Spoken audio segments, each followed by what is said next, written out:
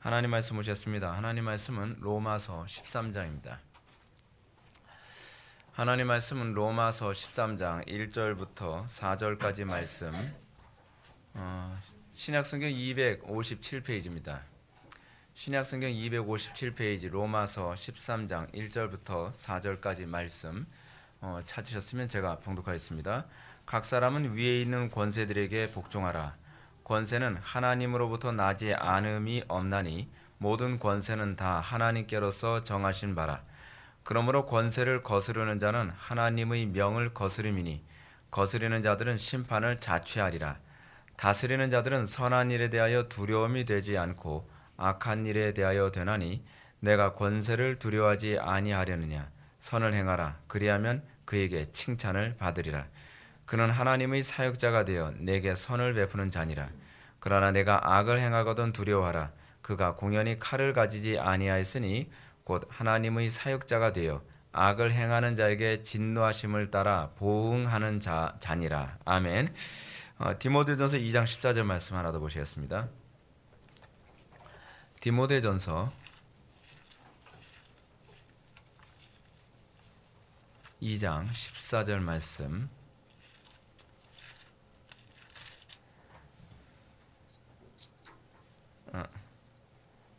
아닙니다. 2장 1절부터 4절까지 말씀 죄송합니다. 디모데전서 2장 1절부터 4절까지 말씀 찾으셨으면 제가 읽겠습니다. 그러므로 내가 첫째로 권하노니 모든 사람을 위하여 간구와 기도와 도구와 감사를 하되 임금들과 높은 지위에 있는 모든 사람을 위하여 하라. 이는 우리가 모든 경건과 단정함으로 고유하고 평안한 생활을 하려 함이라. 이것이 우리 구주 하나님 앞에서 선하고 받으실 만한 것이니 우리 다 같이 읽어보실까요? 하나님은 모든 사람이 구원을 받으며 진리를 아는 데 이르기를 원하시느니라. 아멘. 이 시간은 우리가 지지난주 했던 부분 이제 1-2가 되겠습니다. 국가의 통치의 필연성과 이에 대한 하나님의 인정이라고 하는 부분을 우리가 살펴보도록 하겠습니다.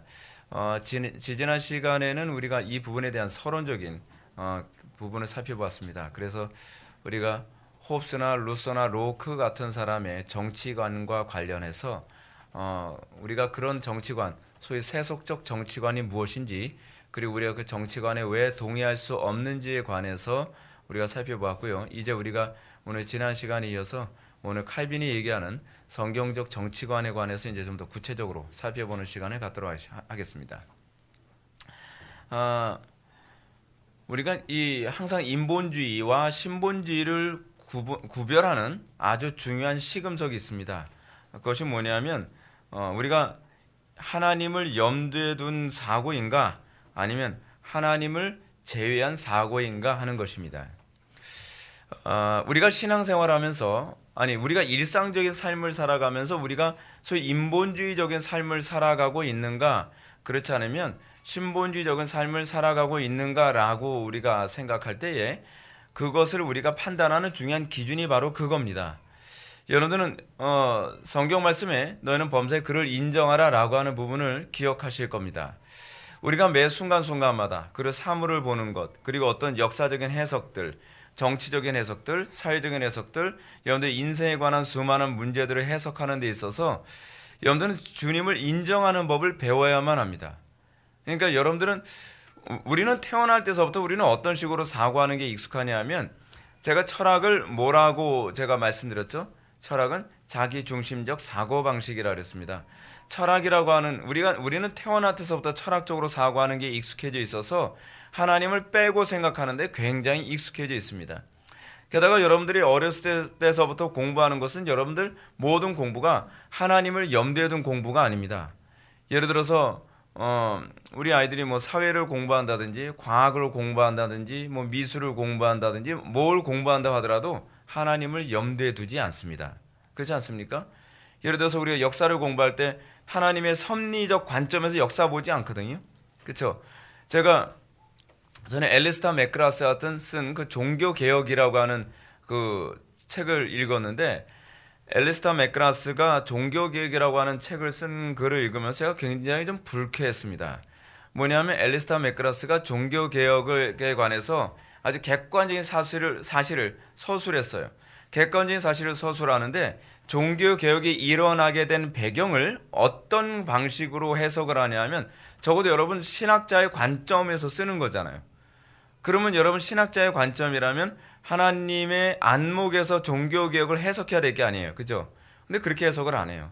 엘레스타 맥그라스는 그 당시에 종교 개혁이 일어날 수밖에 없었던 상황들, 정치적 상황들, 문화적 상황들 또는 철학적 상황들을 얘기하면서 이런 것 때문에 필연적으로 일어났다라고 얘기하는 거예요.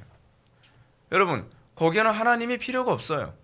그러니까 엘리스타 맥그라스가 상당히 좀 리버럴한 사고를 가지고 있는 사람인데 이 역사를 해석하는 데 있어서 하나님의 놀라운 섭리와 작정이라고 하는 뜨거운 이 가슴을 갖게 만들질 않죠.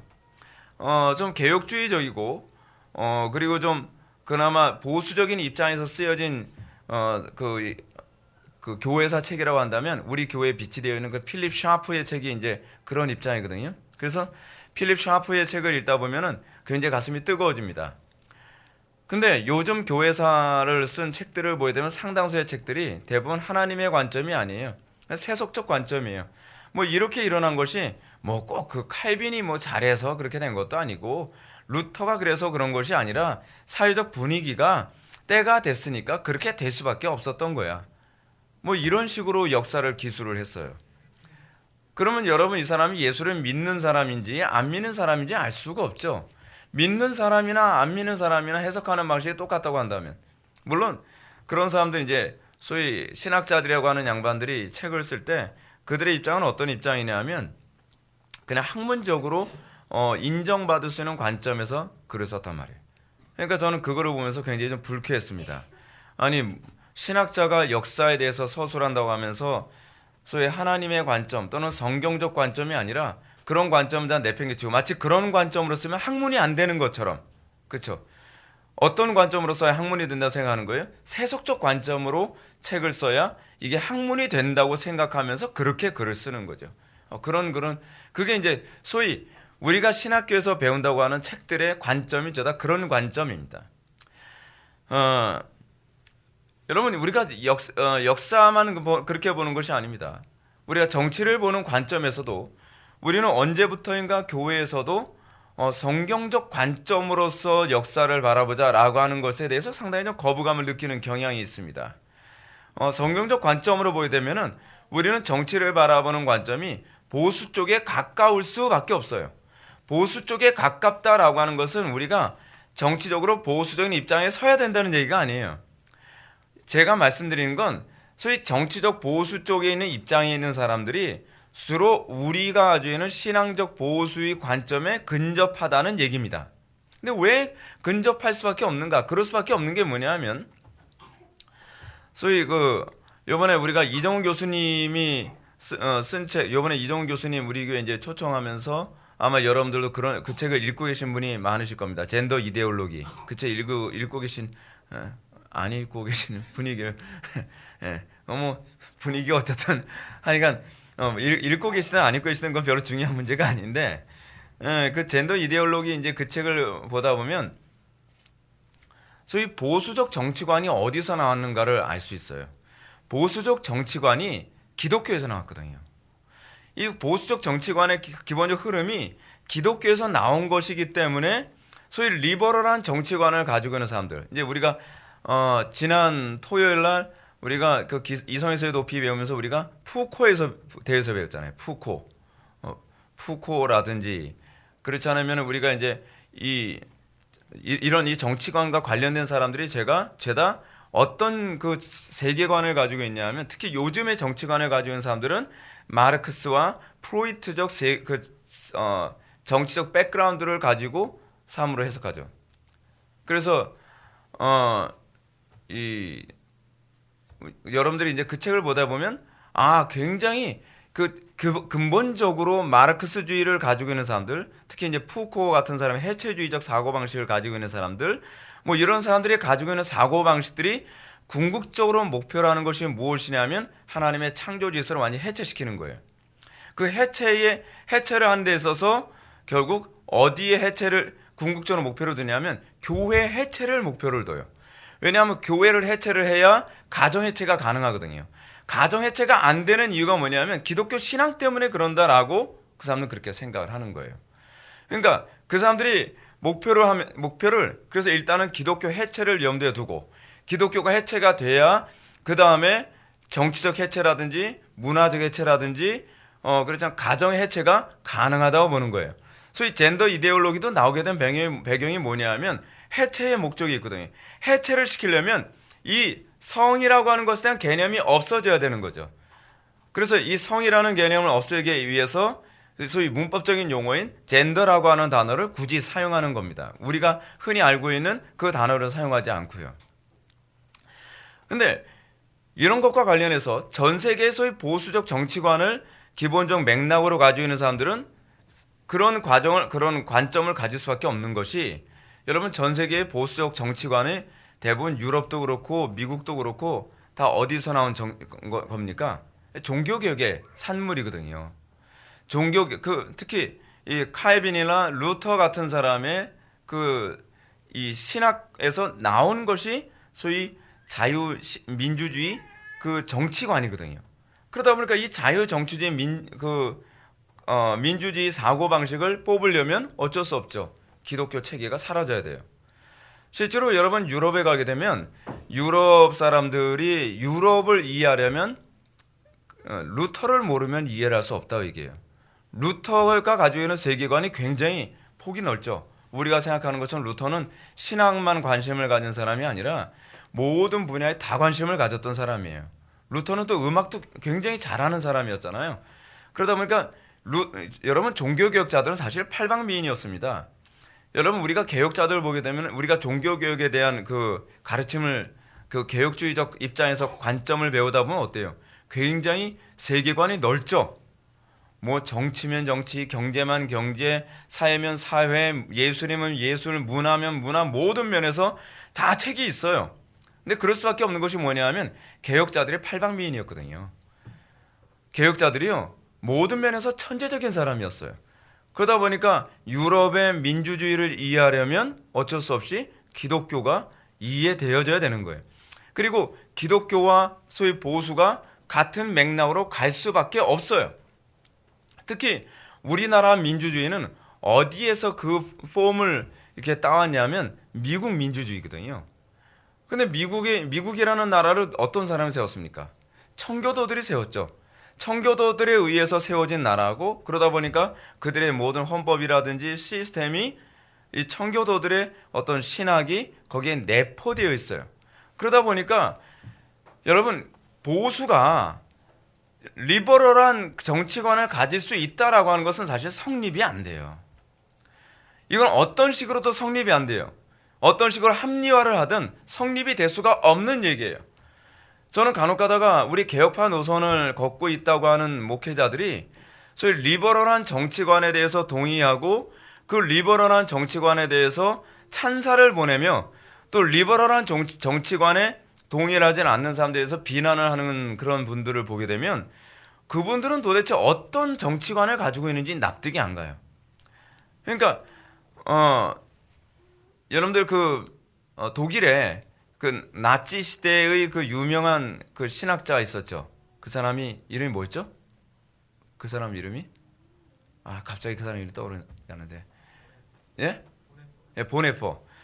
대부분 다 그런 건 아니겠지만 이 오늘날 보수적인 그 개혁교회 안에서 리버럴한 정치관을 받아들이는 분들이 보네포의 그 정치관을 굉장히 많이 수용하고 있거든요. 근데 여러분 우리 개혁주의 입장에서 보네포는 수용 불가능한 사람입니다. 왜냐하면 보네포의 정치관은요 해방신학이나 민중신학의 토대를 이루는 사람이거든요. 그런데 개혁주의 신학을 했다는 분들이 보네포의 정치관을 가지고 오늘날 한국 정치를 바라보고 한국 정치를 해석할 수 있다라고 얘기하는 건 그분의 일관성에 문제가 있는 거죠. 그분이 소위 그 보네포의 정치관을 인정하려면 내가 자신이 가지고 있는 개혁주의 신학을 포기해야 돼요. 근데 개혁주의 신학은 포기하지 않으면서 자기는 정치관에 있어서는 보네포를 추종한다? 그 얘기는 무슨 얘기죠? 나는 적어도 정치관에 있어서는 나는 일관성을 포기했다는 얘기예요. 일관성을 포기했다는 것은 무슨 얘기냐면 적어도 정치를 바라보는 나의 관점은 나는 성경적인 관점보다는 소위 인본주의적 관점을 따르겠다는 거 얘기가 돼버리는 거예요. 여러분, 이건 굉장히 심각한 문제입니다. 굉장히 심각한 문제예요. 우리는 이 부분에 관해서 정상적인 성도라고 한다면 동의해서는 안 됩니다. 그런데 상당수의 교인들이 개혁주의 신학을 배웠다고 하면서도 보네퍼의 그 책을 읽으면서 너무 좋은 책이다. 목회자들 입에서 그 개혁주의 추구한다는 목사님들 입에서 그런 얘기가 자꾸 나와요. 너무 감동을 받았다. 글쎄요, 인본주의적인 차원에서 감동을 받을 수 있을지 모르지만, 그리고 제가 그런 분들하고 제가 페이스북에다가 제가 하도 열이 받아 제가 웬만하면 안 쓰려고 애를 쓰는데 열을 받아서 그분한테 제가 페이스북에다 글을 달면 뭐라고 얘기하냐면 뭐 100% 동의한다는 얘기는 아니지만 그래도 이런 부분에선 공감을 가기 때문에 그렇게 얘기하면 곤란해요. 성도들은요, 자기가 감동받았다라고 목사님들이 얘기를 하면 자칫 그 사람의 신학적 체계를 다 수용한다는 것으로 해석할 가능성이 많아요. 만약에 그 사람의 신학적 입장을 수용하지 않지만 적어도 이 부분에 대해서는 공감이 간다라고 한다면 그분이 가지고 있는 신학적 입장에 대해서 철저하게 비판을 하고 난 다음에 얘기를 해야 돼요.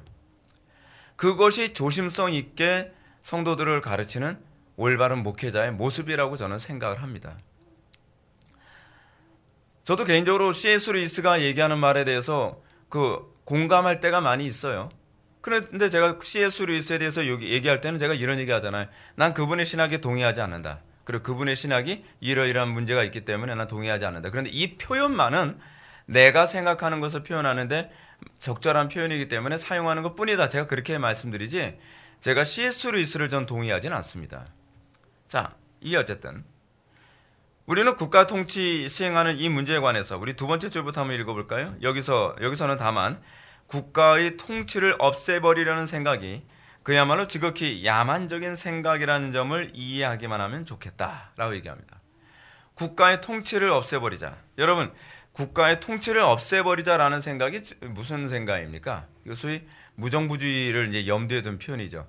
이 무정부주의를 염두에 뒀을 때 어떤 입장을 지금 비판하고 있는 겁니까? 제세례파의 입장을 사실은 비판하고 있는 거거든요. 칼빈이.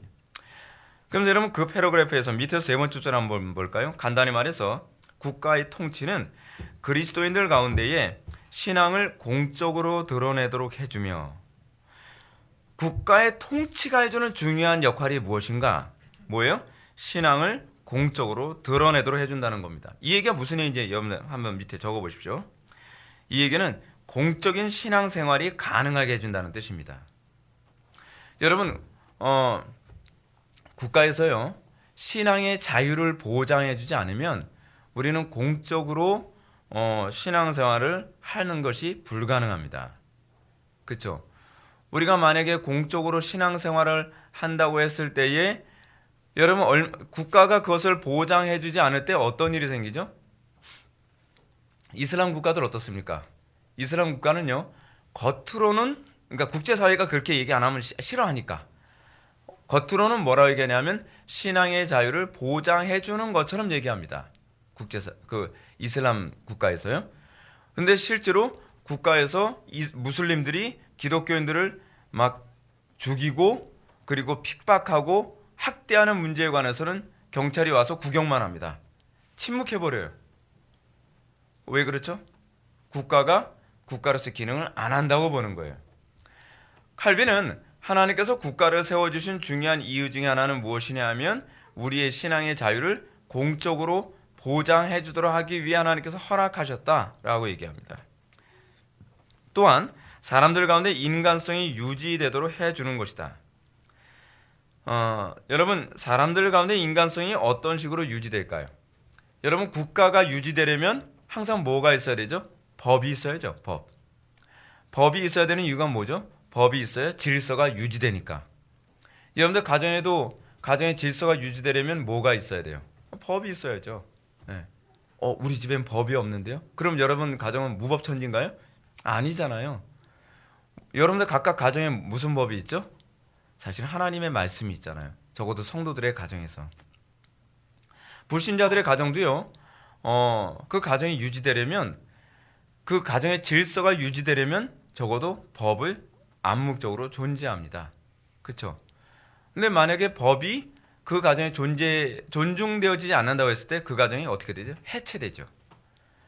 여러분 가정이 뭐 이혼한다 뭐한다 해체된다 뭐한다 하는 것은 항상 보면 알 수 있죠. 그 가정 들여다보면 어때요? 뻔하죠. 콩가루죠. 그렇죠? 정상적인 가정이라면 해체가 안 되죠. 근데 안을 들여다보면 더 이상 어떻게 할 수 없을 정도로 질서가 다 무너진 그런 콩가루 상태이기 때문에 해체되는 거예요. 그러면서 여러분들 교재 위에 그 두 번째 패러그래프 위에서 세 번째 줄 한번 보실까요? 우측 부분 하나님이 법에 포함되어 있는 참된 신앙이 노골적이며 공적인 모독으로 침범을 당하고 더럽힘을 당하지 않도록 방지하고자 하는 것을 목표로 삼는 국가의 행정적 체계를 나는 인정한다. 그러나 동시에 앞에서나 여기서나 마찬가지로 사람들이 신앙과 하나님께 드리는 예배에 대하여 자기의 마음대로 결정하는 일은 용납할 수 없다. 무슨 얘기죠? 국가의 행정체계를 인정하지만 그 국가가 우리의 신앙의 자유를 억압할 경우에는 우리는 그 부분에 관해서 동의할 수 없다는 얘기죠. 그러면서 칼빈은 여기서 이제 국가의 통치엔 세 가지 부분이 있다는 것을 먼저 언급합니다. 이 부분은 우리가 좀 기본적으로 개념을 잡고 있어야 되죠. 첫 번째 뭐죠? 우리가 이거 사실 지난 시간에 했던 부분이 이 내용이 있습니다. 지난 시간에 국가의 통치에는 세 가지 부분이 있습니다. 여러분들 두 번째 패러그래프 밑에 세 번째 줄입니다. 첫 번째는 법의 보호자의 수호자인 통치자. 그렇죠? 여러분 국가가 존재하려면 리더가 있어야죠. 통치자가 있어야죠. 두 번째, 통치자의 통치 기준인 법과 세 번째, 법에 의해서 다스림을 받고 통치자들에게 복종하는 백성이다. 근데 여기서 여러분들이 한 가지 좀 눈치를 채야 될 부분이 있습니다. 통치자가 있고 법이 있다. 여러분 이건 당연하죠. 근데 사실은요 옛날엔 별로 당연한 게 아니었어요. 옛날엔 통치자하고 법이었거든요. 그래서 어떤 청교도들은 이런 책을 썼죠. 렉스라고 하는 책을 썼어요. 법이 곧 왕이라는 얘기였어요. 법이 곧 왕. 무슨 얘기죠? 그러면 왕이 통치하는 거예요? 법이 통치하는 거예요? 사실은 법이 통치하는 거예요. 그럼 왕은 뭐 하는 거죠? 법의 대행자일 뿐이에요. 근데 과거에는 렉스가 아니라 렉스였기 때문에 그런 거예요. 왕이 곧 법이었어요. 옛날엔 그랬잖아요. 짐이 곧 법이다. 여러분 영어로 여러분 짐이 영어로 뭔지 아십니까? 위요, 위. 여러분 왜 그 위라는 말을 쓸까요? 위라는 말은 뭐예요? 우리라는 말이잖아요. 근데 영어로 짐 할 때는 우리예요. 내가 곧 국가라는 의미예요. 그래서 여러분 옛날에 우리나라에서는 뭐가 국가예요? 왕이 국가죠. 그래서 우리나라는 왕이 국가이기 때문에 그 나라가 망한다 뭐한다라고 하는 걸 뭐라고 얘기해요? 그 소위 왕조가 무너지냐 무너지지 않냐에 따라서 국가가 존재하냐 존재하지 않느냐 이게 규정되어 있잖아요. 그래서 그 왕조 그 집안이 무너지게 되면 새로운 왕조가 시작되죠. 그래서 뭐 이씨 왕조가 시작된다. 뭐 그렇게 되면 어떻게 돼요? 새로운 국가가 시작되잖아요. 옛날에는요 왕이 곧 국가예요. 그러다 보니까 왕이 곧 법이죠. 근데 성경이 이제 종교 개혁이 일어난 이후에 봉건 군주 시대가 점점 막을 내리고 법과 왕의 자리를 바꿔요. 주도권에 있어서. 그렇죠? 그래서 칼빈은 지금 이 법과 왕을 나누고 있는 거예요. 그러니까 여러분 이게 대단히 놀라운 일이에요. 옛날엔 나누질 않았다는 얘기죠. 옛날에는 내가 곧 법인데 뭐. 그러니까 여러분 왕이 곧 법일 때는 어떻죠? 왕이 곧 법일 때는요. 저놈 죽여. 그럼 죽이는 거예요. 그 애들하고 지난 토요일 날 그 삼국지 적벽대전이라고 하는 그 영화를 잠깐 봤었거든요. 글쎄 무료로 볼 수 있더라고요. 그래서 공짜라는 그 즐거움에 같이 봤죠. 근데 거기서 조조가 그 나라에 그 당시 조조가 있었던 나라가 무슨 나라였죠? 위나라인가요? 그렇죠. 위나라 맞죠. 그렇죠. 위나라 왕 앞에 뭐라고 이제 그 당시에 승상이었잖아요. 승상인데 조조가 뭐라고 딱 얘기했더니 황제가 막 조조가 너무 무서워가지고 네 알아서 하세요 뭐 그렇게 얘기하는 거예요. 그러니까 거기서 충신 한 명이 딱 나와가지고서 폐하 조조는 역적입니다. 조조가 하는 말을 들어서는 안 됩니다. 막 얘기를 했단 말이에요. 바른 소리 딱 했어요. 그러니까 조조가 씩 웃더니 일어나서 나가면서 저놈 죽여. 재판이고 뭐고 없어요. 법이고 뭐고 없어요. 그냥 죽여. 그러니까 그냥 데려다가 조조 듣기 싫어하는 소리 했다고 데려다가 앉혀놓고 사형 매기고서 목을 잘라버리는 거예요. 그게 바로 왕이고 법이라는 개념이죠. 그러니까 여러분 우린 이 법이라는 개념이 어떤 개념이냐면 단순히 규칙이 아니에요. 법이라는 건 곧 그 자체가 통치를 의미해요. 그러니까 우리가 법을 지킨다는 건 내가 그 통치를 수용한다는 얘기예요. 그래서 여기서 국가의 통치인 법과 왕을 분리해놓고 법에 의해서 왕에 의해서가 아니에요. 법에 의해서 다스림을 받는 사람을 뭐라 그래요? 백성이라 그래요. 과거에는 백성이라는 개념이 없었죠. 그냥 왕이 그냥 죄송합니다 이런 표현 사용해서요. 왕의 쫄따구일 뿐이에요. 그냥 소모품이에요. 그렇죠? 여러분 법이 왕의 자리에 있을 때는 그 백성은 누구의 보호를 받죠? 법의 보호를 받죠. 근데 왕이 법의 자리에 앉아 있고 법이 왕의 밑에 있을 경우에는 왕의 그때의 기분과 컨디션에 따라서 목숨이 왔다 갔다 해요. 그래서 여러분 이스라엘이라고 하는 국가는 사실 근대 국가의 모습에 그다지 다르지가 않아요. 다윗은 사실 왕이잖아요. 왕인데도 불구하고 다윗이 뭐의 통치를 받죠? 법의 통치를 받죠. 근데 법의 통치를 받는다는 것은 곧 뭘 의미했냐 하면 하나님의 통치를 받는다는 것을 의미했어요. 근데 놀라운 건 이런 법의 통치를 받는다는 개념이 종교개혁 이후에 이 각급 나라에 다 퍼지기 시작을 해요. 그래서 더 이상 왕이 법이 아니라 법이 왕이 되는 그런 사회가 되죠. 여러분 우린 근대 시대가 되면서 얼마나 놀라운 시대에 살고 있는지 모릅니다. 인류 역사상이요. 종교개혁 이전엔요. 그런 세상은 존재하지 않았어요. 이스라엘 이외에는요. 근데 우리는 온 세상이 종교개혁의 중요한 유산 중에 하나가 뭐예요? 드디어 법이 세상을 다스리는 시대가 전 세계적으로 생겼다는 얘기예요. 여러분 이번에 트럼프가 유엔에서 연설한 거 여러분 그 내용 보셨는지 모르겠습니다.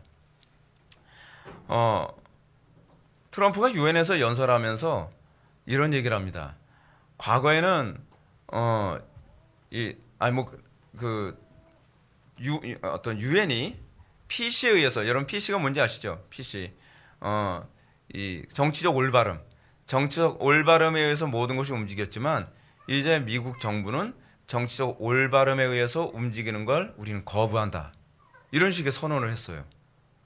근데 이건요 엄청난 이 사건이에요. 세계 질서가 새롭게 개편된다는 얘기거든요. 그러니까 세계 정부라고 하는 그 정부에 의해서 움직여지는 사회적 구도가 이게는 세계 정부에서 움직여지는 것이 아니라 이제는 미국이 다시 전 세계에 대한 경찰 노릇을 하겠다라는 선언이에요. 이건 엄청난 선언이거든요. 그러면서 이번에 트럼프가 소위 PC 그 정치적 올바름이라고 하는 그 체계에 대해서 완전히 정면 승부를 거는 식의 이번에 또 일을 저질렀죠. 뭐죠? 보건복지부에서 동성애에 대해서 완전히 이걸 불법화시키는 선언을 했죠. 뭐예요? 생리적으로 태어난 그 성을 그 사람의 성으로 규정한다. 그러니까 내가 생각해 보니까 나는 여자로 태어난 것 같아. 그러니까 나는 성을 바꿔야 되겠어라고 하는 거 이제 안 통한다는 얘기예요. 그걸 법으로 아예 통과시켜 버려서 미국은 정상화돼 버리고 있는 거예요. 정상화되고 있어요. 그래서 이제 트랜스젠더가 되겠다고 수술을 하려고 해도 이제 보험 혜택 전혀 받지 못하고 또 어떤 법적인 보호를 전혀 받지 못하도록 국가의 정치 제도를 싹 바꿔버리고 교육 제도를 싹 바꾸겠다는 선언이죠. 이건 대단히 놀라운 거예요. 저는 가끔가다 이런 생각이 듭니다. 미국이란 나라가 전 세계를 다스리는 미국이 여러분 어느 정도로 무서운 나라인지 아시죠? 전 세계 국방비보다 훨씬 많은 국방비를 사용하는 것이 미국입니다. 그래서 미국의 국방비는 전 세계 국방비를 다 합친 것보다 많다는 거예요. 그래서 전 세계가 한꺼번에 다 이제 속된 말로 덤벼도 미국을 못 당한다는 거예요. 그 정도로 미국이 세계 최강대국. 근데 그 세계 초강대국이 만약에 공산주의 국가라 그러면 어떻게 할 뻔했어요. 근데 그 나라가 적어도 청교도들이고 그리고 하나님을 경외하는 사람들에 의해서 세워지고 그 전 세계 질서를 그들에 의해서 잡아간다는 건 정말 하나님의 은혜가 아닐 수가 없습니다. 정말 감사한 일이죠.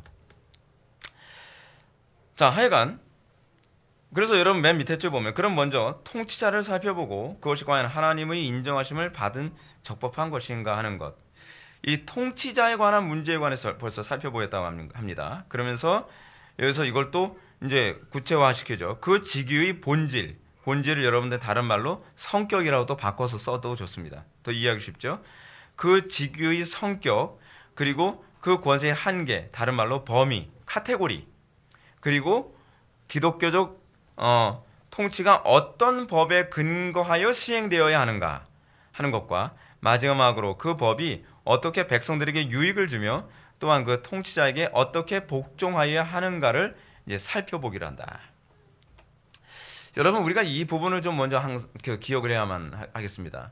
사도 바울이 에베소서 5장과 6장을 다루면서 제5계명을 언급을 하는데 5계명을 언급할 때 통치자에게 먼저 요구하지 않고 순종하는 자에게 먼저 순종을 요구하는 순서를 따르고 있습니다. 예를 든다면 아내들아 남편에게 복종하라를 먼저 얘기하고 그 다음에 남편들아 아내를 사랑하라를 먼저 얘기합니다. 여러분 좀 이해가 안 되죠? 자녀들아 부모에게 공경하라 라고 먼저 얘기하고 그 다음에 부모는 자녀들을 사랑해야 된다라고 하는, 그러니까 자녀를 노엽게 하지 말라라고 하는 얘기가 뒤에 따라오게 됩니다. 근데 칼빈이 그 방식도 똑같이 얘기하고 있어요. 물론 여기서 순서상으로는 통치자에 대한 성격을 먼저 얘기하지만 먼저 뭘 더 많이 강조하냐 하면 통치를 받는 백성들이 그 통치자에게 복종해야 될 의무를 더 많이 강조하고 있다는 거예요. 국가가 여러분 움직여지려면 여러분 이제 뒤에 여러분 보시면 아시겠지만 여러분들 솔직히 여러분들 본성에 거슬릴 거예요. 저는 제가 성경을 읽을 때마다 그리고 제가 성경을 연구할 때마다 매번 느끼는 건데 성경에 가르친 우리 본성이 굉장히 거슬립니다. 그래서 어떤 얘기까지 이제 칼빈이 언급을 하냐면 국가가 통치하는 문제와 관련해서 통치자들이 무력을 사용하는 것을 정당화하는 문제, 그리고 또 어떤 얘기가 나오냐면 국가가 전쟁을 수행할 수 있고 백성들을 전쟁터에 보낼 수 있는 것에 대한 정당성. 여러분 이것도 굉장히 좀 그렇지 않습니까? 근데 그 정당성에 관해서도 얘기를 하고 있어요. 근데 지금은 여러분 그 정당성 다 무시됩니다. 그래서 애국주의는 점점 비판을 받고 있어요. 여러분 애국주의가 가장 강한 나라가 어느 나라인지 아십니까? 패트리어티즘? 미국이거든요. 미국은 왜냐하면 미국의 애국주의가 강한 이유가 뭐냐면 성경적이기 때문에 그래요. 그리고 어떤 얘기가 나오냐면 교회가 그리스도인들이 소송을 하는 것에 관해서 과연 정당한가 관한 얘기를 언급을 하게 되고요. 그리고 어떤 얘기가 나오냐면 이 통치자들에 대한 존경과 복종에 관한 얘기를 하게 됩니다. 그리고 악한 통치자에 대한 자세가 나오는데 이 613페이지예요. 이 악한 통치자에 대한 자세는 뭐에 관한 얘기냐면 악한 통치자에게 복종하며 인내해야 될 것을 주로 얘기해요. 여러분 이거 참 납득이 안 가죠. 그런 문제들 그러다 쭉 이런 얘기 하다가 그러면서 무슨 얘기가 나오냐면 통치자들을 하나님께서 알아서 패신다, 이런 얘기가, 그거 하나님께 맡겨라 그 얘기거든요. 이런 얘기 이제 다 하고 이제 우리가 이제 드디어 이 기독교 강요가 끝나게 됩니다. 성경은요, 우리가 너 정말 난 믿어라고 하는 것을 하나님께 계속 우리에게 질문을 던지는 것들로 가득합니다. 너 나에게 믿는다면 이 불합리한 상황에서도 너는 내 방식대로 살아갈래? 내 방식대로 순종할래? 라고 하는 부분을 끊임없이 질문을 던집니다. 여러분들 인생 살아가면서 어떻습니까? 이 세상은 불합리한 것 같아. 누가 한 소리죠? 사르트르가 한 소리죠. 그래서 사르트르가 이 세상 돌아가는 거 보니까 어떻게 보여요? 너무 불합리한 것 같아서 구토라는 책을 쓰지 않습니까? 근데 우리가 이 세상을 하나님의 통치와 섭리의 과정이요 하나님의 역사라고 한다면 우리는 어떻게 봐야 될까요? 그 가운데서도 우리는 하나님께 복종하고 순종하는 법을 따라야 된다는 겁니다. 근데 그게 쉽지가 않아요. 그건 믿음이 아니면 안 돼요. 근데 그게 뭐예요? 그게 표징이에요. 그게 그리스도인에게 나타나야만 하는 표징이죠. 어려운 문제입니다. 그래서 여러분 중국의 그리스도인들 같은 경우는 옛날에 요즘에는 이제 많이 타락해서 이제 그렇진 않는데 예수 믿는다고 그 사람들이 강제로 붙잡혔는데 감옥에 갇혔어요. 감옥에 갇혔는데 중국에는 그리스도인들에게 그 감옥에 있는 간수들이 너희들 감옥에서 절대로 뭐 잡아먹든지 하지 마 했더니 그 사람들은 아무것도 잡아먹지 않았다는 거죠. 그러니까 다른 죄수들은 이러다 굶어 죽으면 어떻게? 그러면서 뭐 쥐도 잡아먹고 바퀴벌레도 잡아먹고 막 그랬단 말이에요. 근데 그 기독교인들은 하나님의 법을 지키는 건 세상의 법을 지키는 것과도 같아. 불합리하게 느껴질지 모르지만 우리는 지켜야 돼. 그래서 그 사람들은 굶어가면서 거기서 밥 주는 거 아주 쥐꼬리만큼 주는 밥만 먹으면서 그냥 그 법을 지켰단 말이에요. 그랬더니 그 간수가 이런 얘기를 합니다. 아니 니네들은 딴 사람들처럼 어떻게 쥐도 안 잡아먹고 그 쥐꼬리만큼 음식을 주는데 쥐도 안 잡아먹고 바퀴벌레도 안 잡아먹으면서 어떻게 살아가냐. 니네들 보니까 너무 놀랍다. 그래가지고 그 감옥의 간수가 그랬다는 거 아니에요. 내가 너희들한테는 물하고 냄비하고 그리고 불을 이렇게 끓일 수 있는 불도 줄 테니까 너희들한테만은 쥐 잡아먹는 걸 허용해 줄게 해가지고서 사실은 안 믿는 사람들은 이 쥐를 날고로 먹다가 병 걸려서 죽고 그러는데 이 사람들은 쥐를 잡아다가 껍질을 벗겨서 손질해가지고 익혀서 맛있게 쥐포인가요? 하여간 그렇게 먹은 거예요. 그래서 거기서 하나님의 법대로 살아가는 자들에게 나타나는 표징이 그들에게 또 나타나죠. 여러분 우리가요 제가 이제 목회 생활하면서도 느끼는 게 많이 있습니다. 뭐냐면 불편하면 교회법을 안 지켜요. 좀 내 상식이 안 맞으면 교회법 안 지켜요. 거기엔요 신자의 표징이 안 나타납니다. 성경적이지 않다면은 모를까. 성경적이지 않은 것이 아님에도 불구하고 나한테 불편하니까 무시해버리고 만단 말이에요. 그러니까 여러분 신앙의 진보가 안 나타나는 겁니다. 제가 이제 그런 걸 많이 느껴요. 내가 아무리 목소리 높여 아무리 얘기해도 귀담아 듣지 않을 사람은 어떻게든지 귀담아 듣지 않는구나. 전혀 달라지질 않아요. 제가 그 어떤 특정한 부분에 관해서 이건 고치십시오라고 얘기를 했을 때에 제가 고치는 경우를 거의 본 적이 없어요. 정말 고쳐야 될 사람들은 고집을 더 피우거나 오히려 더 정반대로 가는 경향을 많이 봤어요. 근데 그건 자기 손해예요. 그게 성령을 소멸하는 전형적인 방식이거든요. 그 표징이 안 나타나는 거죠. 표징이. 그래서 제가 이제 이 정치에 관해서 관심을 가져야 되는 이유가 뭐라고 했습니까? 플라톤이 얘기하는 것처럼 정치를 외면한 가장 큰 대가는 가장 저질스러운 인간들에게 지배를 당하는 것이다. 여러분 정치에 무관심한 대가가 엄청납니다. 쪽박찰 신세까지 지금 가고 있죠. 그거 남 탓할 거 아닙니다. 기독교가 정치에 무관심한 결과예요. 그리고 그것이 나한테 직접적인 피해가 안 온다고 생각을 하니까 관망만 하고 무관심했죠. 굉장히 잘못하는 겁니다. 4절로 봅시다. 통치자의 지위는 하나님께서 세우심. 이 얘기는 무슨 얘기냐면 요즘식으로 따지면 사회계약설이 아니다라고 하는 얘기죠. 주께서는 자신이 통치자의 직위를 승인하시고 받아들인다는 것을 증거하시는 것은 물론 더 나아가서 그 직위의 위엄을 최고로 존귀한 칭호들로서 제시하시고 또한 그것을 매우 높이 사신다. 하나님께서 여러분이 원하든 원치 않든 어떤 직위에 어떤 통치자가 세워졌을 때 그거는요 하나님께서 하신 거예요.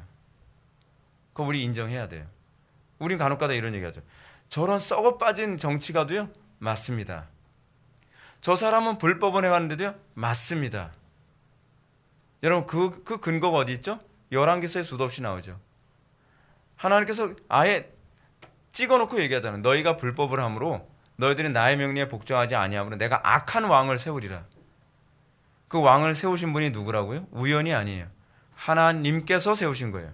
왜 세우셨다고요? 징계로. 근데 사람들은 그거에 대해서 회개할 줄 모르죠. 여전히 불평하고. 여러분, 통치자로 섬기는 자들을 하나님께서 뭐라고 부르셨느냐? 신이라고 불렀습니다. 신들이라고 불렀어요. 출애굽기 22장 8절은 제가 이해를 못하겠어요. 이 부분이 그것과 어떻게 관련을 맺고 있는지. 그래서 출애굽기 22장 8절 말씀은 패스합시다. 근데 시편 82편 1절 6절을 보면 말씀을 받은 자들을 신이라 하지 아니하였느냐라고 한 거 기억나시죠? 근데요, 칼빈이 여기서 독특한 어법을 사용하고 있어요. 말씀을 받은 자들을 신이라 하지 아니하였느냐라고 하는 이것과 관련해서 말씀을 받았다는 말을 바로 법을 받았다는 말로 해석하고 있는 거예요. 우리는 자꾸 말씀을 어떤 식으로 생각하죠? 은혜롭게 위로되는 거. 그게 아니에요, 여러분. 전통적으로 우리 개혁주의 입장에서는 말씀을 받았다는 건 곧 법을 받았다는 얘기예요. 그러니까 불신자들일지라도 그가 법의 집행자라고 했을 때, 그가 법을 집행하는 위치에 섰다고 했을 땐 그 사람 뭐예요? 말씀을 받은 자라고 그렇게 해석을 하는 거예요, 칼빈은. 그리고 그가 법의 집행자이기 때문에 그들은 뭐예요? 신들이라 하지 않느냐. 근데 여러분 실제로요, 통치자들은 신적 권위를 행사하죠. 통치자들이 어느 정도로 신적 권위를 행사하죠? 사람 죽이고 살리고도 왕이 결정하죠. 그렇죠? 그 자체가 신적 권위 아닙니까? 여러분, 느부갓네살 왕이 자기가 법을 정했죠. 이 금신상에게 절해. 그건 내가 정한 법이야. 그럼에도 불구하고 이 느부갓네살 왕이 그 법을 행사함으로써 죽이고 살리고를 결정해요. 그러니까 느부갓네살 왕이, 여러분 잘 생각해 보세요. 자기가 하나님이 된 줄 아는 거예요. 근데 왜 자기가 하나님이 된 것처럼 착각이 들까요? 법에 의해서 모든 게 다 움직여지니까. 내가 이 법을 정하면 내가 내 통치 구역 안에서는요, 착착 움직여지는 거예요. 그리고 그 법을 안 지키면 죽여 하게 되면 그 죽여라는 법이 또 통용돼서 안 지킨 사람을 죽일 수 있는 거예요. 그러면 신 아닌가요?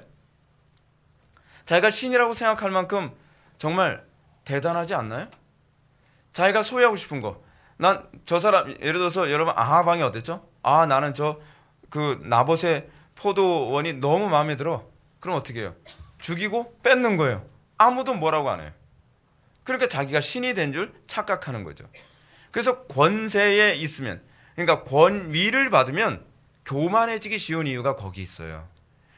권위를 받으면 자기가 신이 되는 것처럼 착각을 하게 되거든요.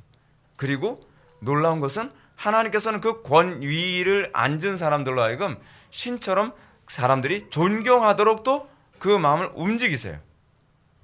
그러니까 여러분들 어떻습니까? 교회 안에 목회자라고 하는 권위자가 딱 한 명 쓰게 되면 그 목회자가 못생기고 별 볼 일 없어도 여러분들이 존경하고 사랑하고 그러잖아요. 그게 하나님께서 하시는 방식인 거예요. 그 권위에 대해서 존경심을 갖도록. 여러분, 부모라고 하는 권위를 하나님께서 세워주시죠. 그러면 여러분 어떻습니까? 자녀들이 좀 속된 말로 머리 크기 전까지는 부모가 거의 하나님처럼 생각되잖아요. 부모가 하는 말은 다 맞는 것처럼 생각하죠. 근데 머리가 크면서 어떻게 해요? 이제 반항하기 시작하죠. 이게 머리 좀 컸다고. 근데 머리 컸다고 반항했다라고 하는 이 개념도요, 사실은 잘못 가르쳐서 그런 거예요. 스스로 권위를 자꾸 포기하는 일을 했기 때문에 나타나는 현상이거든요. 그러면서 곧 그들이 하나님께로부터 명령을 받고 있고, 하나님께로부터 명령을 받고 있다는 얘기는 무슨 얘기죠? 법의 집행자라는 얘기예요. 그렇죠? 신적인 권위를 부여받았으며 전적으로 하나님의 대표들로서, 하나님의 대표라고 얘기해요. 어떤 의미에서 하나님의 대리인들로 활동한다는 것을 의미한다. 그래서 통치자들이 법을 통해서 하나님의 대리인으로서의 역할을 하기 때문에 그에게 신적 권위가 쓰게 되는 겁니다. 그래서 우리나라는 법을 집행하는 그 삼권 분립에서 법을 집행하는 사람들을 뭐라 그러죠? 행정부라 그러죠. 행정부. 그렇죠? 법을 판단하는 사람을 사법부라 그러고, 그리고 법을 제정하는 사람은 입법부라 그러죠. 그러니까 여러분 결국 뭐예요? 국가 통치가 뭐로 되는 거예요? 법이라는 거예요, 다. 삼권 분립은요, 법을 행사하는 것에 관해서 서로 견제, 삼권 분립을 통해서 법을 서로 견제하게 만들었다는 얘기가 뭐냐면 다 법에 관한 얘기예요. 왜냐하면 행정부가 법을 잘못 집행했을 경우에는 어떻게 해요? 사법부에서 그것이 맞다 틀리다라고 하는 걸 판단하는 거거든요. 그래서 예를 들어서 그 헌법재판소가 뭐예요? 그게 위헌인지 합헌인지 이런 걸 판단해서 행정부가 잘못하면 잘못했다라고 얘기할 수 있단 말이에요. 그래서 여러분 대법원장 하게 되면 그 권위가 사실 대통령하고 동급입니다. 여러분. 그리고 사실은 국회의장 하게 되면 대통령하고 동급이에요. 왜냐하면 그 부의 수장이니까. 그래서 칼빈이 이런 얘기합니다. 이것은 나의 궤변이 아니라 그리스도 자신의 설명이다. 성경은 패하지 못하나니 하나님의 말씀을 받은 사람들을 신이라 하셨거든. 곧 하나님께서 그들에게 그들의 직위에서 하나님을 섬기는 일을 맡기셨고, 그리고 사람을 위해서가 아니라 하나님을 위해서 판결을 시행하는 일을 맡기셨다. 그래서 여러분들이 어디를 가든지 하나님의 일을 잘 수행하는 방법 중 하나 뭐냐면 법 잘 지키는 거예요. 질서를 잘 지키는 거예요. 가정에서도 그렇고, 이런 직장에서도 그렇고, 사회생활하면서도 그렇고, 교회 안에서도 그렇고, 신앙이 좋다라고 하는 건 뭐예요? 법과 규율을 잘 지키는 겁니다. 신앙이 좋다고 하면서 교회 안에서 주는 지켜야 되는 법을 잘 안 지키고 자기 멋대로 신앙생활한다라고 한다면 그건 가짜예요. 그건 가짜예요. 여러분들 우리는 그런 경우에 있잖아요. 내 신앙이 좋기 때문에 교회가 하는 것이 옳지 않은 것 같아서. 여러분 성경적이지 않아요. 성경적이지 않아요. 하나님께서는 그 교회에 정해진 법을 통해서 움직여요. 그리고 제가 이제 나중에 말씀드리겠지만 만약에 그 지도자가 법을 제대로 바르게 이거 사용하지 않는다고 한다면 하나님께서 지도자를 치실 겁니다. 우리 그걸 믿는 게 신앙이에요. 하나님이 인격적. 근데 우리는 그렇게 안 해요. 우리가 먼저 마음이 급하죠. 하나님께서 안 움직이니까 제가 움직이는 거예요. 뭐 이런 얘기예요. 그런 얘기 무슨 얘기죠? 그 사람은 하나님이 움직이는다는 걸 믿질 않는다는 거죠. 하나님께서 가장 적절할 때 가장 적절한 방식으로 움직일 수 있다는 것을 믿지 않는 거예요. 그래서 뭐 하는 거예요? 내가 하나님 노릇 하겠다는 거예요. 상당수의 교회에서 여러분 그 짓 하다가 양쪽이 다 박살이 나는 경우가 얼마나 많은지 모릅니다. 저한테는 이메일이고 뭐고 그런 질문이 수도 없이 오는데 괴로워요. 이 백성이 묵시가 없어서 방제 행하는데요. 아무리 목회자가 잘못한다 할지라도 하나님 영광은 가리지 말아야 되잖아요. 근데 자기가 하나님 노릇 하겠다고 교회를 아수라장 만들고 싸움박질로 만들어 놓고 그럼 여러분 누가 좋아하겠습니까? 당연히 마귀가 좋아하죠. 천군 이겨라, 백군 이겨라, 양편 이겨라, 어느 쪽 이겼든지 나는 오케이. 마귀는 그거거든요. 이쪽 잘한다 저쪽 잘한다 싸움 붙여놓고 재밌게 구경하고 있는 거예요. 근데 어느 쪽이 잘했나요? 사실 양쪽이 다 잘못한 거예요. 어느 쪽이 그 원인을 줬느냐는 중요한 문제가 아니에요. 중요한 건 우리가 하나님의 법을 어기고 내 스스로 내가 법이 돼가고 있는 거예요. 내가 법이 됐다고 하는 것은 뭘 얘기하는 거죠? 내가 하나님 노릇하고 있다는 거예요. 제가 그랬잖아요. 그 법을 받은 자가 신이라고요. 근데 우리는 이 부분에 대해서 인내하지 않죠. 이 부분에 대해서 우리는 하나님의 관점에 관심이 없죠. 제가 그랬잖아요. 인본주의와 신본주의를 구분하는 기준이 뭐라고요? 하나님의 관점이냐 사람의 관점이냐로 살아가는 거라 그랬잖아요. 목사님 몰라서 그래요. 몰라서 그랬든 알아서 그랬든 여러분 하나님이 뭘 기뻐하는지를 우리는 관심을 가지고 결정해야 되는 것 아니에요. 그러면서 이 잠언의 말씀 보십시오. 나로 말미암아 그 중간 패러그래프 밑에 세 번째 줄 나로 말미암아 왕들이 치리하며 백성들이 공의를 세우며 나로 말미암아 재산과 존귀한 자 곧 모든 의로운 재판관들이 다스리느니라. 나는 누구죠? 지혜를 얘기하는 거예요. 사실 잠언에서는요. 근데 이 지혜가 뭐예요? 말씀이죠. 하나님의 법이죠. 법으로 왕들이 치리하고 실제로 여러분 하나님을 안 믿는 나라라 한지라도요. 법을 무시하면 그 나라는 망하게 되어 있어요. 그게 하나님께서 정하신 창조 질서거든요. 그 법에 충실할 때 그 나라가 견고해지고 왕성해지는 거죠.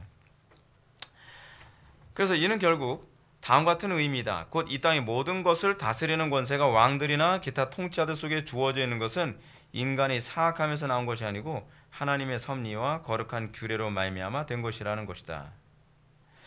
그렇기 때문에 여러분, 제가 또 그 별로 마음에 안 드는 사람 얘기를 할게요. 푸코의 주장처럼 이 권력은요 싸움의 결과가 아닙니다. 푸코라고 하는 사람은 여러분 항상 푸코 하게 되면 우리는 권력을 염두에 떠올려야 됩니다.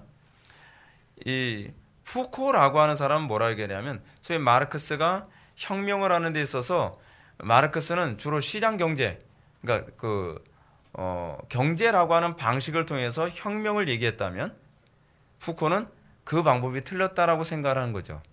왜냐하면 이 마르크스주의를 그 경제 원리로 받아들여서 실행했던 소위 그 현실 공산주의가 다 망해버렸잖아요. 그래서 푸코는 어떻게 생각을 했냐면 그래 마르크스 혁명이 가능해지려면 이제는 그 문제가 아니라 권력의 문제다.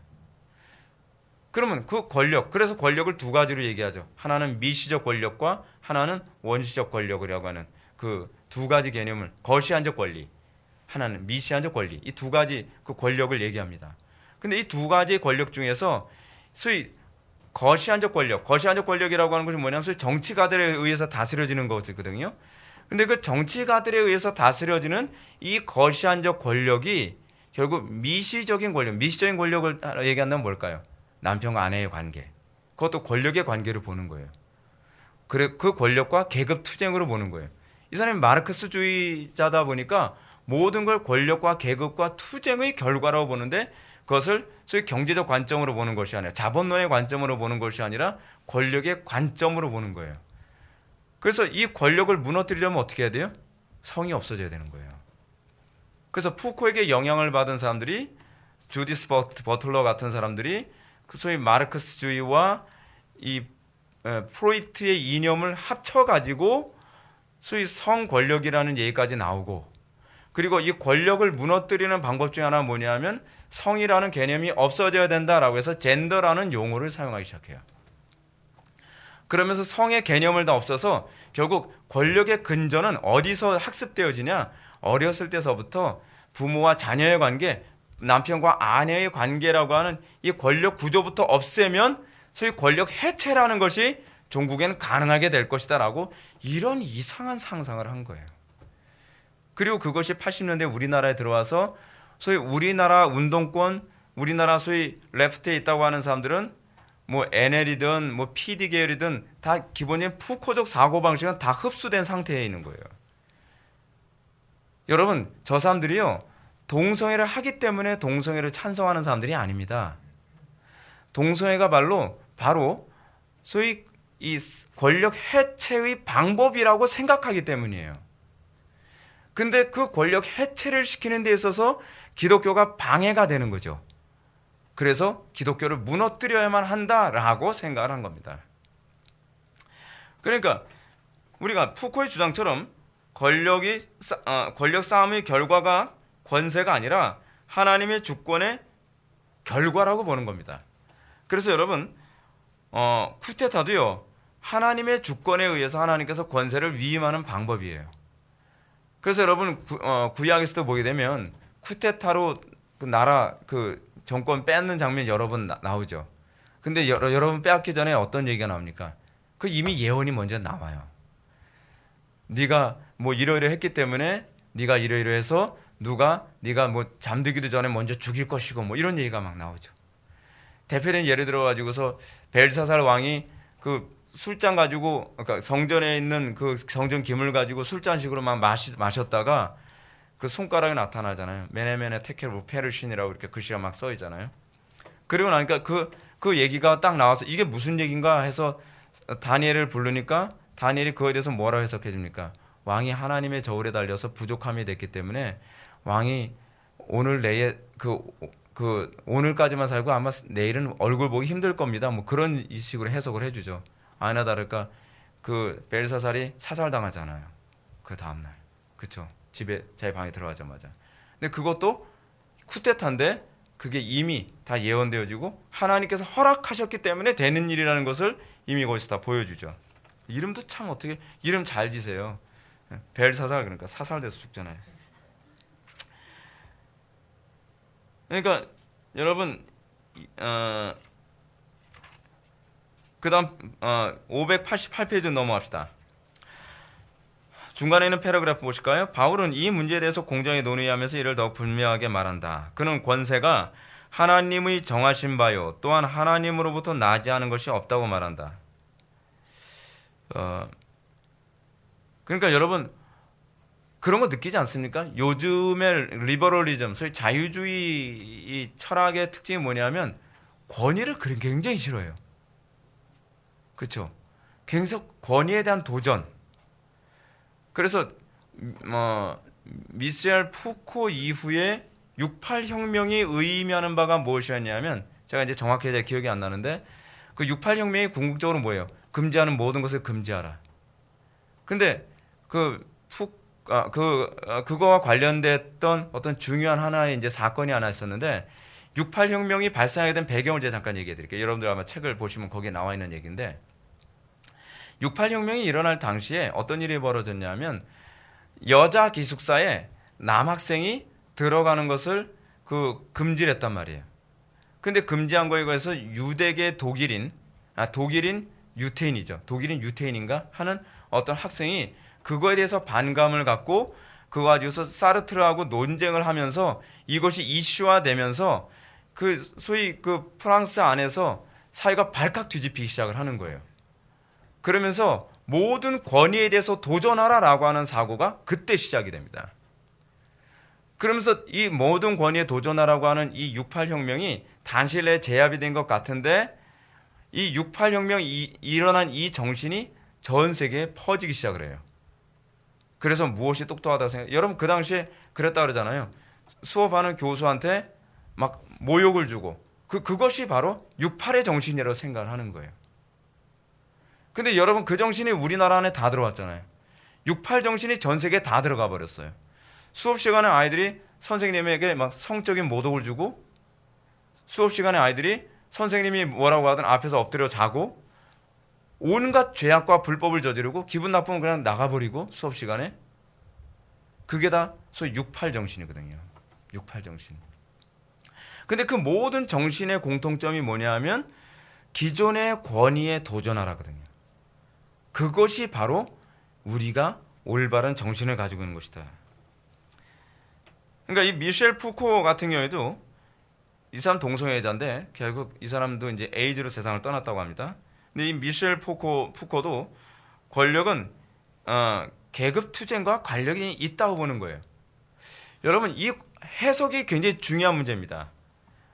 자꾸 또 이런 얘기하다 보면 시간이 너무 많이 가는데 한겨레 신문에 2015년에 이런 문제를 다뤘어요. 그 사람이 이제 여러분 프랑스에서요 어떤 사람이 이슬람에 대해서 부정적인 의미로 한 칸짜리 그림을 그린 적이 있었습니다. 근데 한 칸짜리 그 시사 그림을 그린 것이 화근이 돼서 무슬림이 그 사람을 살해해 버렸어요. 테러를 했단 말이에요. 근데 그 문제가 프랑스 안에서 난리가 났어요. 난리가 났는데 한겨레 신문에서 어떤 기자가 그 문제를 취재하기 위해 프랑스에 갔습니다. 그래서 가가지고서 그 철학자 이름이 뭐였더라? 바디몸인가 하는 그 어떤 사람하고 이제 대화를 하는 장면이 나오는데 그 사람이 이런 얘기예요. 이 문제를 어떻게 이해합니까? 어떻게 한 컷짜리 그 시사 만화를 그린 사람은요 사실은 그 레프트 쪽에 있는 사람이거든요. 어떻게 레프트에 있는 사람이 그 무슬림에 대해서 반대하는 그런 그림을 그릴 수 있으며 왜 이런 일이 또 그 사람에게 이런 테러가 일어날 수 있었나요? 라고 질문을 던지니까 이 사람이 이렇게 얘기합니다. 그건 결국 계급 투쟁의 문제죠. 이거는 종교의 문제가 아니에요. 이건 기독교와 이슬람이라고 하는 종교의 문제로 해석할 것이 아니라 계급 투쟁의 문제입니다. 라고 해석을 했어요. 어떻게 똑같은 문제를 바라보는데 그걸 계급 투쟁으로 해석할 수 있을까요? 놀라운 일 아닙니까? 그래서 그 사람이 설명을 해줍니다. 지금 프랑스라고 하는 나라는 소위 무슬림에 대해서 나쁘게 평가를 하니까 이거에 대해서 반감을 가진 무슬림이 당연히 그거에 대해서 불만이 있다가 행동을 하는 것뿐이죠. 이거는 종교 문제 이전에 자기의 자존심을 건드린 문제 정도로 봐야 되는 것 아닙니까? 라는 소위 그 계급과 관련된 종교 계급이라는 관점에서 해석을 하는 거예요. 사실 그 문제가 아니거든요. 이건 완전히 다른 문제거든요.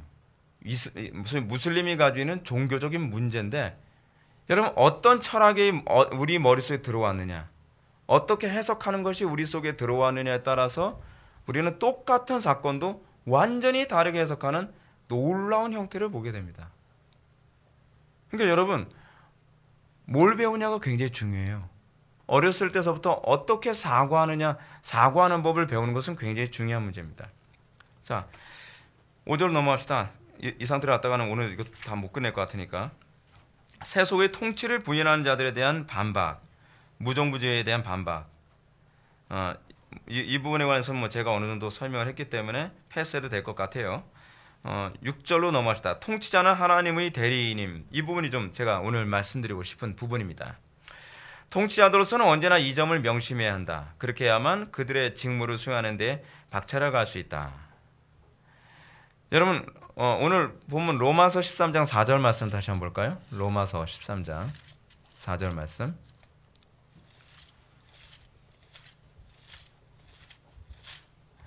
로마서 13장 4절 말씀. 그는 하나님의 사역자가 되어 내게 선을 베푸는 자니라. 여러분 통치자가 뭐라고요? 하나님의 사역자로서 선을 행하는 자라는 거예요. 근데 여러분 하나님의 사역자가 된다는 개념은 그가 기분 좋게 해주는 것만이 아니라 법을 집행해서 악한 자에게 벌을 주기도 하고 그러니까 법을 어기는 자에게 법을 주기도 하고 벌을 주기도 하고 또 법을 잘 지키는 사람에게 상을 주기도 하는 것이 바로 이게 선을 행하는 방식이죠. 그래서 위에서 네 번째죠. 자기들이 하나님의 공의를 시행하도록 위임받은 사역자들임을 알고 있는 자들이라면 공의와 분별과 온유함과 자기 절제와 정직을 향하여 큰 열심이 생기지 않겠는가. 자, 제가 홉스 얘기를 좀 합시다. 어쩔 수 없어요. 여러분 이게 이제 정치에 관한 얘기니까 세속 정치인의 얘기를 자꾸 할 수밖에 없어요. 홉스는 공권력이 시민들에게 계약을 통해서 양도된 힘이라고 보고 군주에 대한 반항은 인민 전체에게 반항하는 것으로 보았다. 이게 이제 리바이어던에 나오는 얘기예요. 홉스가 리바이어던에서 언급한 부분인데 공권력을 뭐라고 본다고요? 공권력을 시민과 계약을 맺은 거라는 거예요.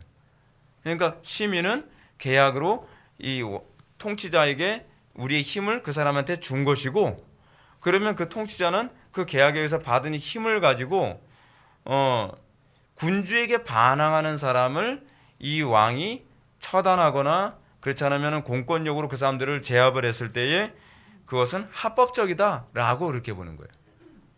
그런가요? 우리는 사회계약서를 믿지 않습니다. 그러나 우리는 같은 원리로 봅니다. 그렇죠? 원리적인 차원에서 비슷해요. 뭐죠? 여러분 우리는요 통치자에게 권력이 주어졌을 때 그 권력을 사실은 우리가 투표해서 준 게 아니에요. 엄밀한 의미에서는요. 우리가 투표권을 행사해서 저 사람한테 권력을 줬다라고 얘기하는 것은요. 이게 굉장히 홉스적 사고방식으로 얘기하는 겁니다. 우리는 어떻게 이해를 하느냐? 그 권력은 하나님께서 허락하셨기 때문에 주신 거예요. 그럼 우리가 투표한 건 뭐죠?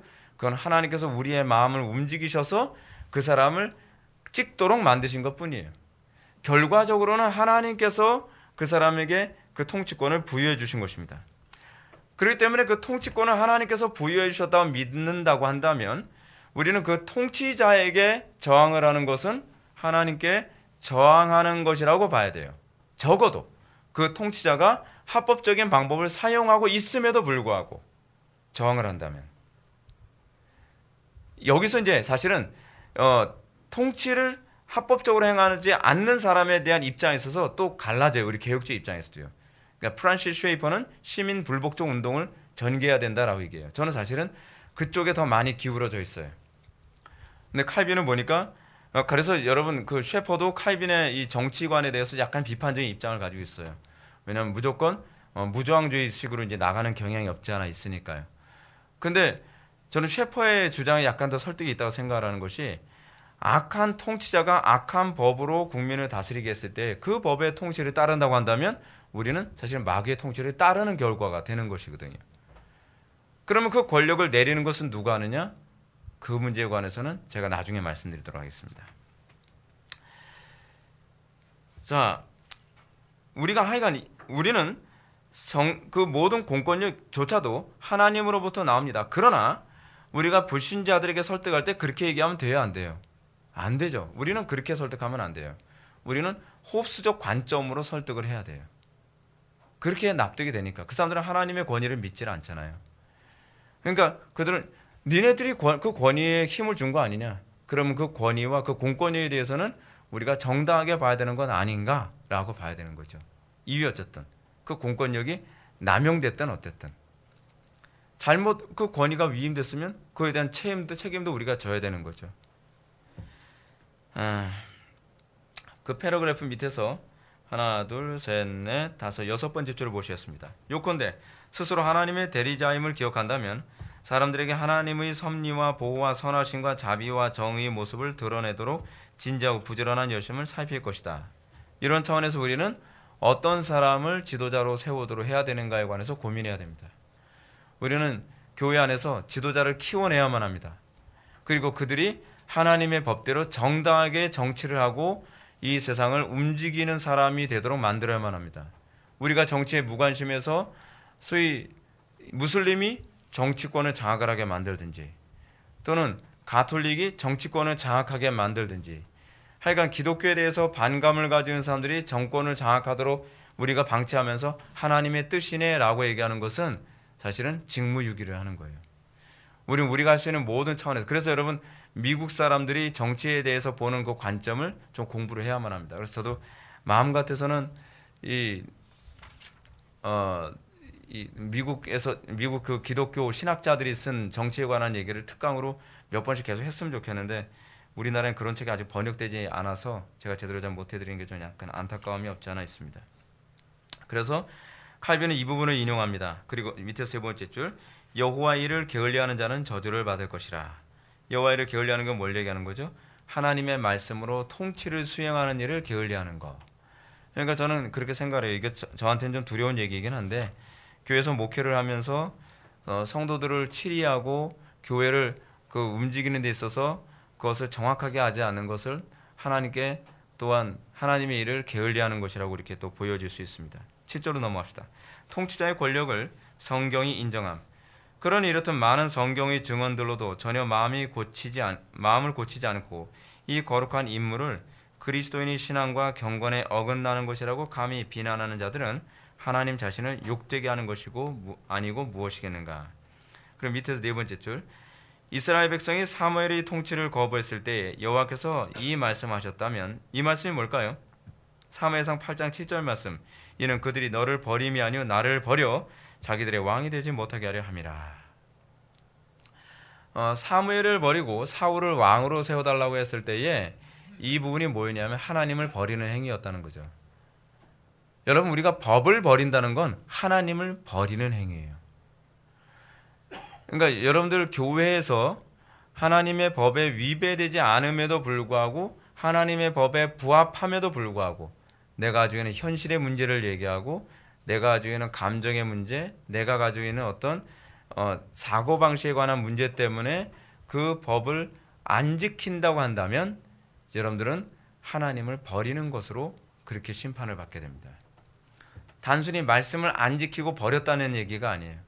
그거는 하나님을 버리는 것으로 그렇게 규정된다는 것을 아셔야 돼요. 이거는 제가 여러분들한테 협박하는 것이 아니라 그게 성경이 규정하는 바예요. 그러니까 저는 그 얘기를 해드려야만 하기 때문에 불편하지만 해드리는 겁니다. 591페이지 넘어갑시다. 두 번째 줄.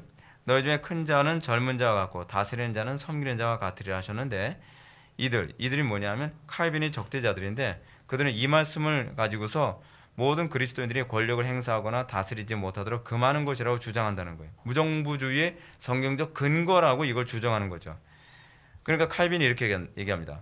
오, 참으로 노련한 해석자들이여, 그대에게 제자들 가운데 누가 다른 이들보다 나은가 하는 문제로 언쟁이 있었고, 이러한 허망한 야망을 잠잠케 하시기 위하여 주께서는 그들의 사역은 한 사람이 나머지 모든 사람들을 위해 뛰어난 나라의 권력과는 성격이 다르다는 점을 가르치신 것이다. 그렇죠?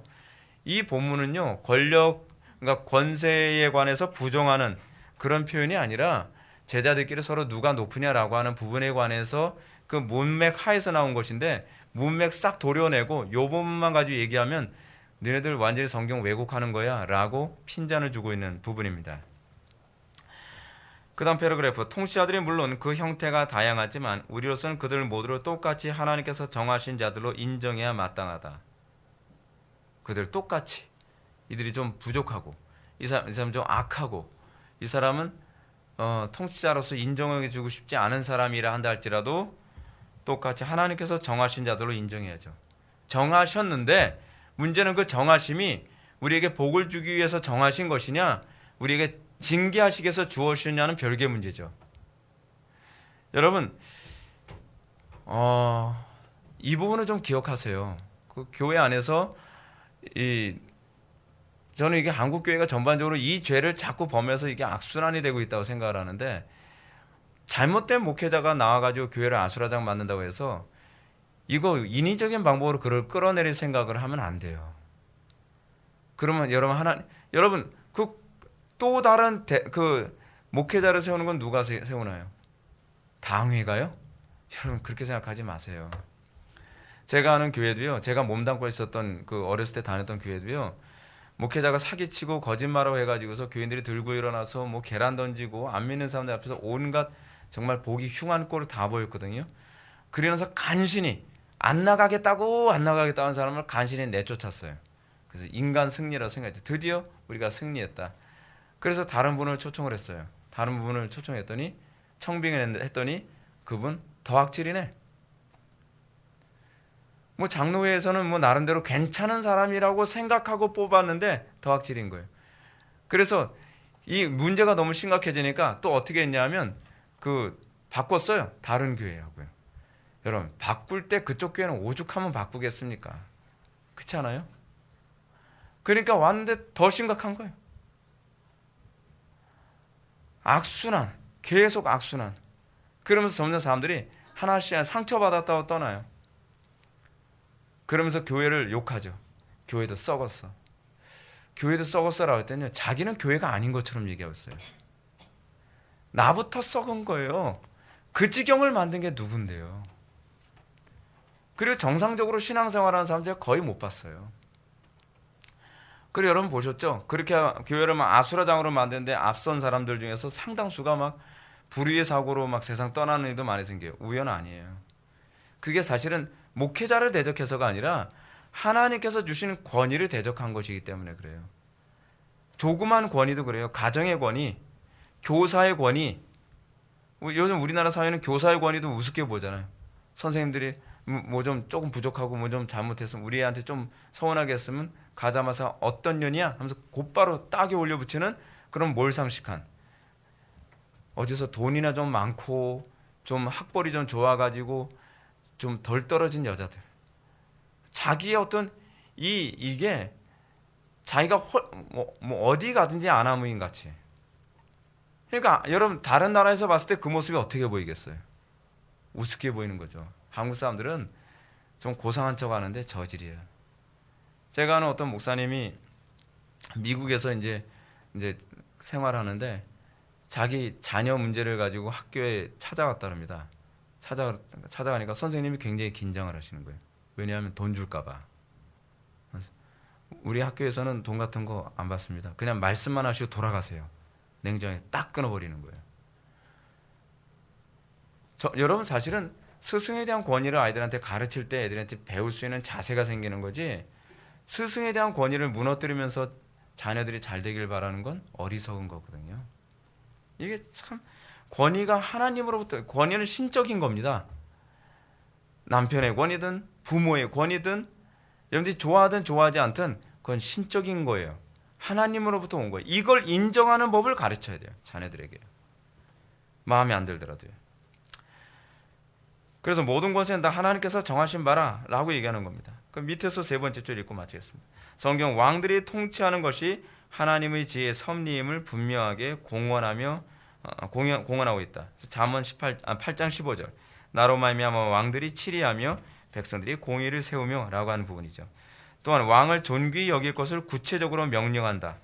왕, 통치자를 존귀히 여길 것을 구체적으로 명령하는데 잠언 24장 21절이 뭐라고 되어 있냐면 내 아들아 여호와와 왕을 경외하고 반역자와 더불어 사귀지 말라. 반역을 이삼는 사람하고 사귀지 말라는 겁니다. 권위를 존중해 줄 줄 아는 사람을 사귀라는 겁니다. 그 사람이 지혜로운 사람이에요. 반역하고 뭐 자꾸 이렇게 그래서 제가 개인적으로 이 혁명적 사고에 대해서 동의하는 사람은 저는 우리 교회에서 안 받고 싶어하는 이유가 거기 있어요. 이 사람은 혁명하고 권위에 대해서 도전하는 것이 그것이 똘똘하고 지혜로운 거라고 생각을 해요. 비성경적이에요. 그런 사람들하고 사귀지 말라는 거예요. 베드로전서 2장 17절은 이렇게 얘기합니다. 하나님을 두려워하며 왕을 존대하라. 같은 맥락이죠. 그렇죠? 통치 권위를 존중하는 법을 배우는 것. 그것이 우리가 하나님을 눈에 보이지 않는 하나님을 존중하는 법이라는 것을 기억하시기 바랍니다. 기도하시겠습니다. 사랑이 많으신 하나님, 우리가 오늘 이 시간 칼빈이 가르치는 성경적 정치관, 국가관, 통치관에 관해서 우리가 살펴보았습니다. 우리의 생각으로 받아들이기 힘들고 어려운 부분이 많이 있습니다. 그러나 우리가 믿음으로 이것을 받게 하여 주시고 우리가 범사에 하나님을 존중하는 법을 배우게 하여 주시며 그래서 이 세상이 정말 하나님을 법을 존중하는 방식으로 하나님을 존중하는 그런 시대가 될 수 있도록 은혜 베풀어 주옵소서. 예수님의 거룩하신 이름으로 기도올옵나이다. 아멘.